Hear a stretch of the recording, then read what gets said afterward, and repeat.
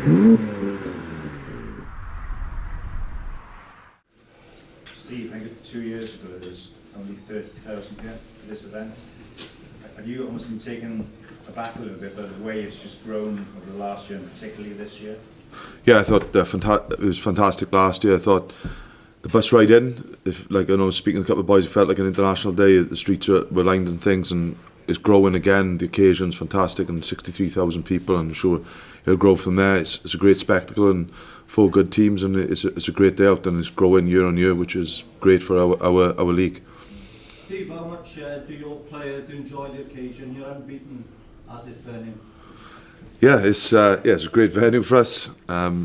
It's something that I know our international boys are pretty experienced in around it, but it's going to be a great opportunity for the likes of Owen Watkin, Adam Beard to feature in something that's going to be such a big spectacle, and it's going to be great for their learning experience. But ultimately, it's a game that we desperately need to win, and it's something that it comes with obviously massive passion in around the derby game, and it's something we're pretty excited about, and to hopefully sell this place out would be huge for our group.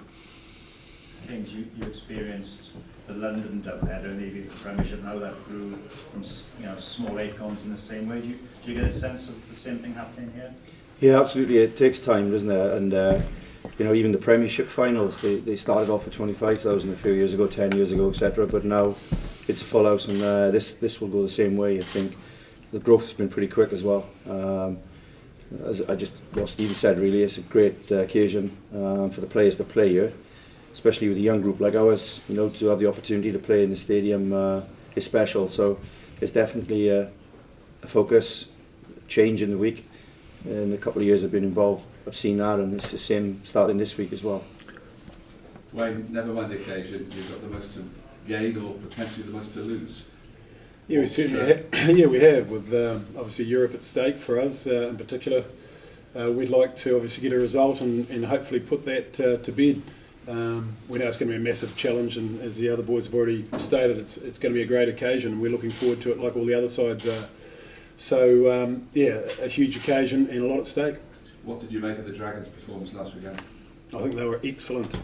Talking to Kingsley about it just a minute ago, in all seriousness, their defence has been very, very good. If you look at the last 3 games in particular, Gloucester, the Blues, and the game on the weekend, Montpellier, they played very, very well. You can see that there's a real desire and a passion within the group, and I think they've come a long way in a short space of time. So you battle home, Kings, or are you on the beach? Being honest, you look at a couple of weeks back, we had Gloucester, the Blues and the Derby, a big semi-final, and this is 4 massive games, but that's what it's all about, isn't it? If these lads don't enjoy this last 4 weeks, then maybe they should try something else. But I'm sure there's enough fuel in the tank to go for another big one year at this stadium. The boys are motivated. I was lucky enough to pick the same team for 3 games, which is difficult for all of us, at times with injuries in the game now. And whether we make 1 or 2 changes this week, possibly, just to rest and freshen it up a bit, but certainly I don't think there's any need to motivate the group playing a big game against the Scarlets, of course.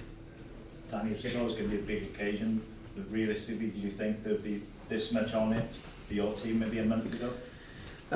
No, probably not. I think we were fully aware we had a number of home games at the tail end of the season that gave us an opportunity after a pretty tough start with a number of away games, and we've managed to get those back with some good results and given ourselves an opportunity. But we're fully aware of the challenges that lies ahead of us, and we played a series of derbies recently and culminated in this massive one to finish that sort of derby run off for us, and one we're really excited and motivated about. And the Ospreys, it's a bit of 3 or 4 seasons since you've won against them. Does that add a bit to it again? Yeah, I mean, there's a few milestones that we've managed to sort of talk about and obtain this year. Obviously, the doubleheader with the Scarlets was a massive one for us and hasn't been done away from home for a number of years. And another opportunity in the stadium, but against a very good side in an environment and an atmosphere that should be quite exciting and motivating for players and staff. If none of you make the playoffs or none of you make the top 6, which is a possibility, how will that underpin or underline the season, and what will we have to change for next year? Do you want it that way? Yeah, well, hopefully that doesn't happen. We're certainly focused on making it happen. Look, it's a reality, I guess.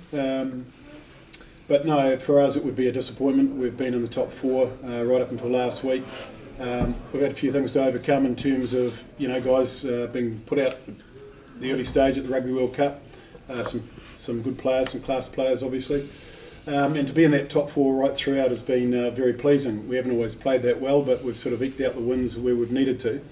So for us, the last 2 weeks have been very disappointing, and we want to put that right and hopefully finish the season strongly, so that's not the case. Certainly that's our aim. Steve, good season, bad season? Disappointing.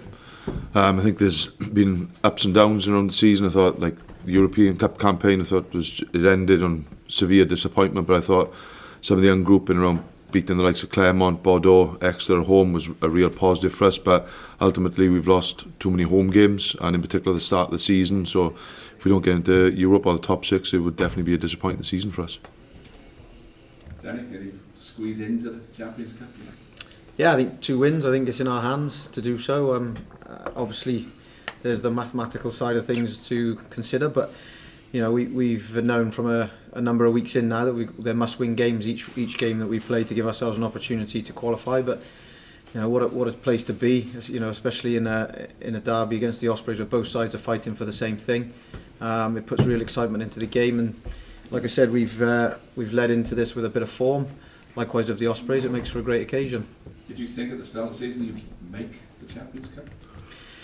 We didn't set goals around league positions, if I'm honest, especially for a first year in, for new staff and for a number of new combinations. It was about us trying to gel as a group and get some stability at Cardiff Blues, and I think we've achieved that in this first year, and we've had a number of good wins to give ourselves a reasonable league position, but like I said, we've got a long way to go.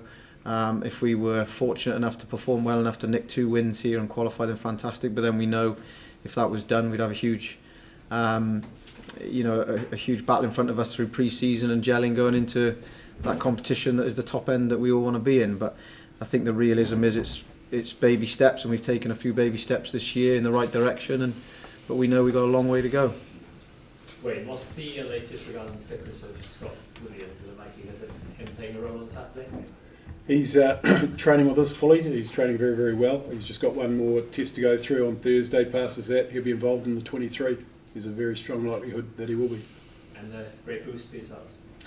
Yeah, well, he's a class player, isn't he? He's obviously going to be a little bit rusty if he does get out on the track. It's been a long time since he's played Rugby World Cup, but certainly we'd love to get him out there in some capacity. Kings, for a lot of the Welsh internationals, playing here as a regular thing they're mainly used to, but for a lot of squad players of the region, it's quite a rarity. Are you sensing that, particularly among some of your younger players, the opportunity to play here? Yeah, I think that it's no surprise the Ospreys do very well here. Players are used to it. It's their home for a lot of internationals, and we've got Toby and one or two others that have played rugby here. But for those guys, it's about enjoying it, and hopefully the occasion doesn't get to them too much. We front up. I think there's a lot of maturity and growth in the team this year. Our results are not what we'd want, but our performances have certainly been a lot better. Thankfully, we haven't been thumped on too many occasions, and we're always competitive. So we just need to take belief from games like Gloucester, etc. Ulster away, even though we lost in the led from the 4th to the 78th minute.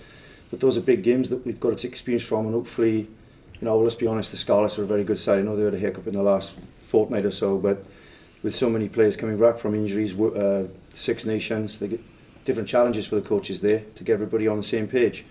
And we expect a real tough challenge and a bit of a backlash, I expect, after their performance against Glasgow a few weeks ago. I just hope, as far as we're concerned, that the players enjoy the moment and build on the last 3 weeks, particularly the semi-final, some good things from that, and also obviously having Gloucester in that tournament. We need to bring them into this league. Wayne, you touched on the Glasgow game there. After a game like that, what is your kind of tactic? Is it talk about it once and park it, or talk about it a lot and show it to the players? How have you kind of dealt with that? Yeah, there's a couple of things. Obviously, the way we played in the first half and the mistakes we made, we've addressed that. And then there was the illness that went through the camp.